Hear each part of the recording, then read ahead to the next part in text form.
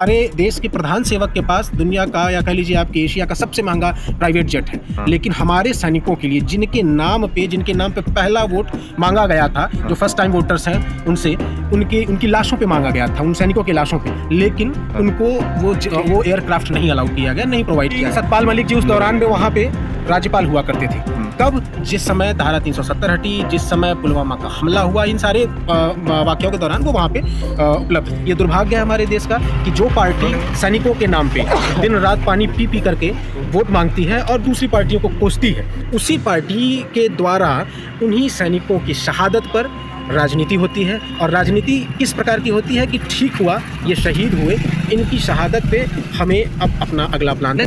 दुर्घटना हुई उस दौरान उन्होंने मोदी को रीच आउट किया फ़ोन पे, तो माननीय प्रधानमंत्री जी ने कहा कि आप इस मैटर पे कुछ नहीं बोलेंगे, मतलब ये भी एक इवेंट बनेगा। सत्यपाल मलिक जो कि जम्मू कश्मीर के और मेघालय के गवर्नर थे, बीजेपी के कद्दावर नेता थे, उन्होंने आज वायर को इंटरव्यू दिया है और बहुत ही गंभीर आरोप लगाया है भारतीय जनता पार्टी के ऊपर, नरेंद्र मोदी के ऊपर, पुलवामा अटैक को लेकर। क्या कहेंगे? सबसे पहले मैं यही बोलना चाहूँगा कि ये जो बातें कही गई हैं किसी सड़क चलते हुए इंसान के द्वारा नहीं कही गई है, ये न ही किसी पार्टी के नेता के द्वारा कही गई है। ये जो बात कही गई है, ये कही गई है एक पर्टिकुलर राज्य के आधिकारिक तौर पे बैठे हुए एक आला कमान ऑफिसर कह लो, या फिर आप उनको एक बहुत बड़ा ओहदा कह लो, उनके द्वारा किया जा रहा है। चूँकि सतपाल मलिक जी उस दौरान में वहाँ पे राज्यपाल हुआ करते थे। कब? जिस समय धारा 370 हटी, जिस समय पुलवामा का हमला हुआ, इन सारे वाक़याओं के दौरान वो वहाँ पे उपलब्ध थे। तो उनके द्वारा जो भी बातें कही गई हैं वो एक पूर्णतः रूप से आप कह सकते हैं 100% सत्य, और उसकी पुष्टि की जा सकती है क्योंकि वो एक आधिकारिक तौर पर बैठकर दिया गया उनका सारा वो बयान था। और उन सारे बयानों को आप वेरीफाई कर सकते हैं। जैसे सबसे पहला पॉइंट उनका ये कि सीआरपीएफ ने रक्षा मंत्रालय से अपने लिए एयरक्राफ्ट्स की डिमांड की थी ताकि उनके जितने भी सैनिक थे उनको सही तरीके से उनके डेस्टिनेशन तक पहुँचाया जा सके। लेकिन दुर्भाग्य कि हमारे देश के प्रधान सेवक के पास दुनिया का या कह लीजिए आपके एशिया का सबसे महंगा प्राइवेट जेट है। लेकिन हमारे सैनिकों के लिए जिनके नाम पे पहला वोट मांगा गया था, जो फर्स्ट टाइम वोटर्स हैं उनसे, उनकी लाशों पे मांगा गया था, उन सैनिकों के लाशों पे, लेकिन उनको वो एयरक्राफ्ट नहीं अलाउ किया गया, नहीं प्रोवाइड किया गया। इसका एक रिटर्न भी एक एग्जांपल पड़ा हुआ है, इसका एक रिपोर्ट वहाँ पे रखी हुई है रक्षा मंत्रालय में, जिसमें कि सीआरपीएफ के हेड ने मांगा हुआ था लिख करके कि हमें अपने जवानों के लिए ये रिक्वायर्ड है। ये दुर्भाग्य है हमारे देश का कि जो पार्टी सैनिकों के नाम पे दिन रात पानी पी पी करके वोट मांगती है और दूसरी पार्टियों को कोसती है, उसी पार्टी के द्वारा उन्हीं सैनिकों की शहादत पर राजनीति होती है। और राजनीति किस प्रकार की होती है कि ठीक हुआ, ये शहीद हुए, इनकी शहादत पे हमें अब अपना अगला प्लान नहीं। लेकिन अभी सुधीर चौधरी का भी एक ट्वीट आया कि उन्होंने कह रहे कि भाई देखिए पाकिस्तान एक्टिव हो गया। पाकिस्तान के चैनल ने भी इस इंटरव्यू को शेयर किया है कि देखिए कैसे एक्सपोज हो गई भारत का। पाकिस्तान को अब खुराक दे रहे हैं वो। सुधीर चौधरी जी के बारे में बस इतना कहना है कि अगर उनके जीवन से 3 शब्द हटा दिया जाए, पाकिस्तान, हिंदू मुसलमान और फर्जी इनकाउंटर, फर्जी आतंकवाद, उसके बाद उनके पास उनके चैनल में कुछ बचेगा नहीं। ये वही आदमी है, ये उन्हीं की टीम है जो कि नोटों में चिप ढूंढ रहे थे और नोटों को एक जगह इकट्ठा कर रहे थे। मतलब दुनिया के सबसे वाहियात तिहाड़ी इंसान। लेकिन बात ये है सर कि आप बात कर रहे हैं सत्यपाल मलिक को लेकर, ट्विटर पे तो खूब स्पेस मिल रहा है, गंभीर आरोप भी लगाया उन्होंने सेना के नाम पे कि किस तरीके से बीजेपी और अडानी पर भी बोला है हमला। लेकिन मीडिया में मौन है, खामोश है, चुपचाप है। मीडिया जो सेंट्रल मीडिया है, जो जिसको गोदी मीडिया कह सकते हैं, सेंट्रल मीडिया मत कहिए, गोदी मीडिया कैसे कह सकती है? जिनके दम पे उनकी रोटी पानी चल रही है, जिनके दम पे उनका सारा सब कुछ चल रहा है, वो कैसे कर सकते हैं? अगर आज वो अपने जो वहाँ पे उनके बैठे मालिकान हैं उनके खिलाफ अगर एक शब्द निकालते हैं, अगले दिन बाहर, क्या उनको अभिसार शर्मा बनना है? क्या उनको पुण्य पुरुष वाजपेयी बनना है? या फिर अभी नए ताज़ा हुए रवीश कुमार बनना है? क्या बनना चाहते हैं? तो ये तो बनना नहीं उन्हें, और उन्हें पता है कि जब तक यहाँ पे हम ढोलक बजाते रहेंगे तब तक चलता रहेगा। पहले के समय पे एक भाट चारण हुआ करते थे जो राजाओं के यहाँ करते थे, वाह राजा जी, वाह राजा जी। तो हमारी मीडिया जो है ना, जिसको कोर मीडिया, गोदी मीडिया कहिए, वो यही है। अच्छा, मतलब क्या लगता है कि उन्होंने ये भी बीजेपी, सत्यपाल मलिक ये भी कह रहे हैं कि अडानी चाले तो बीजेपी गिर जाएगी, खत्म हो जाएगी, नाम निशान मिट जाएगा। उठने का कारण क्या था? अडानी बीजेपी के उठने का कारण क्या था? 2009 में जब प्रधानमंत्री की उम्मीदवारी मांगने के लिए मोदी दिल्ली आए थे, तो उस टाइम पे उनके पास वो धन नहीं था जिसके दम पे वो अपना दम भर सके कि नहीं मैं लड़ सकता हूँ, मैं लड़ा सकता हूँ बीजेपी को।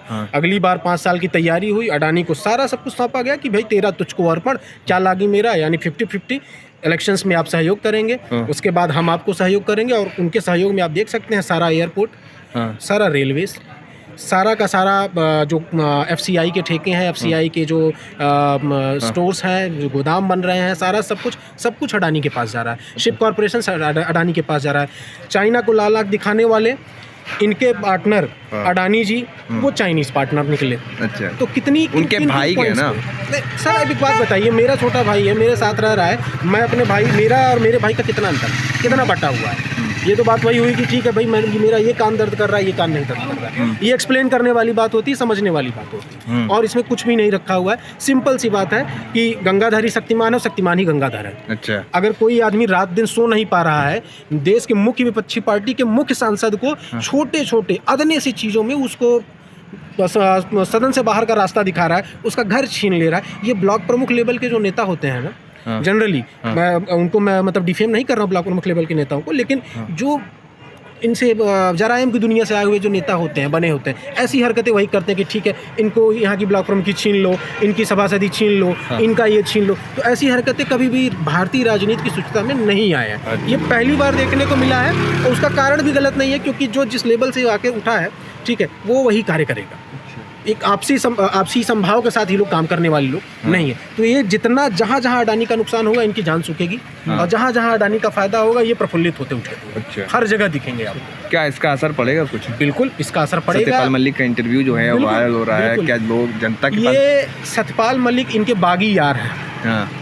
एक समय था जहाँ सबसे ज़्यादा ज़रूरी पॉइंट होती थे, वहाँ पे सतपाल मलिक ही भेजे जाते थे, चाहे वो कश्मीर का मामला हो, चाहे वो बीच में गोवा का मामला हो, जहाँ भी ज़रूरत सबसे ज़्यादा पड़ी। सतपाल मलिक जी के उस इंटरव्यू में उन्होंने एक बात और बोली कि जब ये दुर्घटना हुई उस दौरान उन्होंने मोदी को रीच आउट किया फ़ोन पे, तो माननीय प्रधानमंत्री जी ने कहा कि आप इस मैटर पे कुछ नहीं बोलेंगे, मतलब ये भी एक इवेंट बनेगा। इवेंट बना, हमारे जवानों, हमारे वीर जवानों के पार्थिव शरीर वहाँ थे, उसकी परिक्रमा हुई, उसका बाकायदे मीडिया ब्रॉडकास्ट हुआ। कश्मीर के मुद्दे पे कहा गया, मुझे चुप रहने को कहा गया, बिल्कुल शांत, ये आप बोलेंगे नहीं। और उसके बाद क्या हुआ, यही सारी चीज़ें हुई। अच्छा, एक सवाल और है कि जिस तरीके से उन्होंने ये भी कहा कि मुझे राष्ट्रपति से मिलने का समय मिल रहा है, लेकिन फिर अचानक से कैंसिल कर दिया गया और कहा गया कि पीएमओ से तय होता है कौन राष्ट्रपति से मिलेगा, कौन नहीं मिलेगा। मतलब जो प्रथम लेडी जो देश की है, राष्ट्रपति सर्वमान्य, उन पर भी दबाव है। जी, ये देश का दुर्भाग्य है। देश का दुर्भाग्य है कि जिसको हम महामहिम बोलते हैं कि इनके ऊपर कोई नहीं है, इनके बाद कोई नहीं है। ये स्वयं जब चाहे तब देश की संसद को कंट्रोल कर सकते हैं, देश के इनके आदेश पे संसद चलती है। लेकिन यहाँ उल्टा हो रहा है, उल्टी गंगा बह रही है। ये संसद के जो मुखिया हैं, प्रधानमंत्री और उनका कार्यालय, उनके द्वारा ये चल रही हैं। पुरानी सरकारों में, यूपीए सरकारों पे आरोप लगता था कि पीएमओ जो है 10 जनपद से चलता है, ठीक है, लेकिन यहाँ क्या है, यहाँ पीएमओ से राष्ट्रपति चल रहे हैं। चाहे इसके पहले रहे हुए ये रहे हों अपने पूर्व प्रधानमंत्री, पूर्व राष्ट्रपति रहे हों, चाहे ये रही हों, इन दोनों की सिचुएशन वही है। रामनाथ कोविंद भी ऐसे ही, चाहे रामनाथ कोविंद जी की स्थिति रही हो, चाहे मुर्मू जी की स्थिति रही हो, दोनों की स्थिति परिस्थिति यही है। इवन सच्चाई ये है कि मुर्मू जी कहाँ जाएंगी, क्या करेंगी, ये सारा सब कुछ सच में पीएमओ से ही चल रहा है। अगर ऐसा नहीं रहा होता तो एक प्रदेश का गवर्नर उस पार्टी, जिस पार्टी के जो सत्ता में पड़ी हुई है, उसका सबसे मुख्य धारा का नेता अपने राष्ट्रपति से जाके नहीं मिल पाता। ऐसा क्या कारण हो गया, इसको समझने वाली बात है। चलिए ठीक है, अभी कुछ दिनों पहले गुलाम नबी आज़ाद की बुक आई थी, उसको लेकर के पूरी मीडिया दिखा रही थी, सारे मीडिया में इंटरव्यू चल रहा था, कहा गया कि गुलाम नबी आज़ाद हो गए हैं, पहले गुलाम थे। लेकिन अभी सत्यपाल मलिक बोल रहे हैं तो कहीं कोई चर्चा नहीं। कैसे देख रहे थे? हाँ, ये डबल स्टैंडर्ड है। डबल स्टैंडर्ड ये है, अब ये कह लीजिए कि मुझे क्या दिखाना है, मीठा मीठा गप और कड़वा कड़वा थूक।